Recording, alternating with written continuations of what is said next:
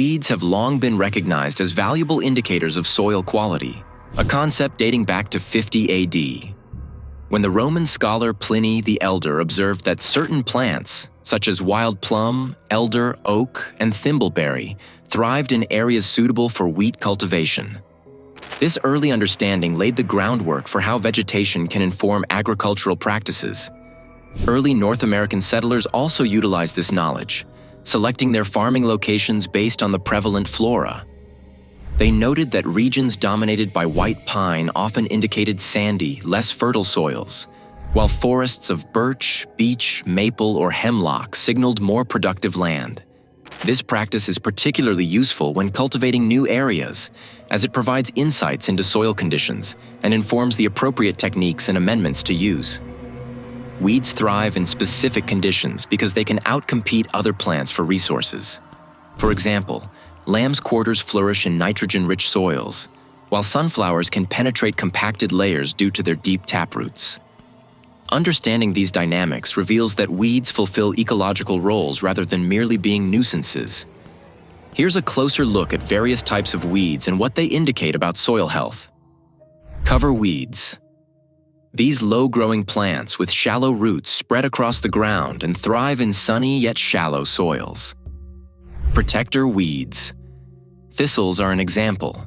They have deep roots that improve soil quality in low-fertility areas. Compaction removers. Plants like sunflowers and tillage radishes break through compacted soil layers to access nutrients below. Soil aggregators. Grasses with fine roots stabilize loose soils. Nitrogen regulators. Legumes form symbiotic relationships with nitrogen-fixing bacteria, enhancing nutrient availability. Certain indicator plants provide clear signals about soil conditions. For instance, sand cherry indicates sandy soils, while wild blueberries thrive in acidic conditions, pH 4 to 5. Other common weeds also serve as indicators. Dandelions suggest low calcium levels and compacted soils.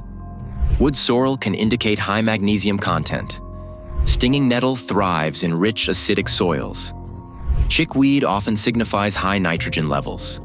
While these indicators offer valuable insights into soil quality, formal soil testing remains essential for precise assessments. Some other notable weeds include bitter dock, which thrives in damp areas and may indicate poor drainage. Oxeye daisy, found in acidic and soggy soils, signaling potential fertility issues. Quack grass, resilient in heavy clay and compacted soils. By observing these plants, gardeners and farmers can better understand their soil's needs and make informed decisions to enhance its health. This approach not only helps manage weeds, but also promotes a more productive environment for desired crops. Incorporating regenerative techniques can further improve soil conditions. For example, animal impact can alleviate compaction issues, while chickens can naturally enrich the soil with nitrogen. Ultimately, recognizing the role of weeds as nature's indicators empowers us to cultivate healthier ecosystems. As we learn more about these plants and their interactions with soil health, we can develop strategies that benefit both our gardens and the environment.